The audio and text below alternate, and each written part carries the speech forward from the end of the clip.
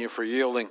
I rise today in opposition to the rule, Mr. Speaker. I have two matters I wish to discuss today. First, I want to speak to the Republican motion to recommit on H.R. 4502, on which the House will be voting in the coming days.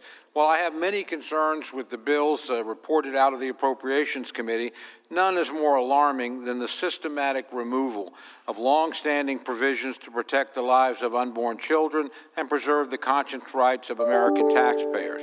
This has been done in bill after bill after bill. If my motion to recommit passes, Republicans will restore essential pro-life protections that have been stripped from these bills. We will restore the Hyde Amendment, which prohibits federal tax dollars from funding abortions on demand and has been included in appropriations bills for every year for the past 45 years. We will restore the Weldon Amendment, which protects American doctors, nurses, and other healthcare professionals from participating in or providing an abortion if they have a moral objection to that procedure. We will restore the Dornan Amendment, which prevents the District of Columbia resident taxpayer monies from being used for abortions on demand. We will restore the Smith Amendment, which prevents the Federal Employee Health Benefit Plan from subsidizing abortions on demand for federal workers. And we'll restore the Helms Amendment, which prevents American taxpayers from financing abortions to foreign organizations or countries.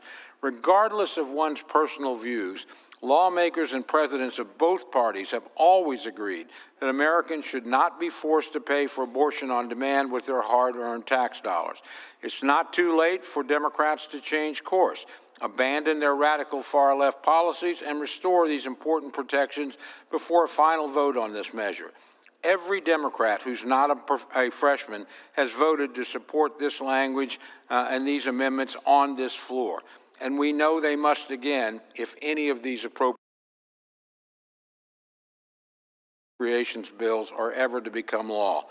All Republicans in the House stand united with the American people on this issue, and none will support appropriations bills that do not include these important pro-life protections. We urge Democrats to accept the motion to recommit, restore these bipartisan compromises, and allow appropriations bills to move forward toward a final negotiation in good faith. Ultimately, failure to do so will result in either a continuing resolution or, even worse, a government shutdown later this year. Neither outcome should ever be acceptable to any member on this.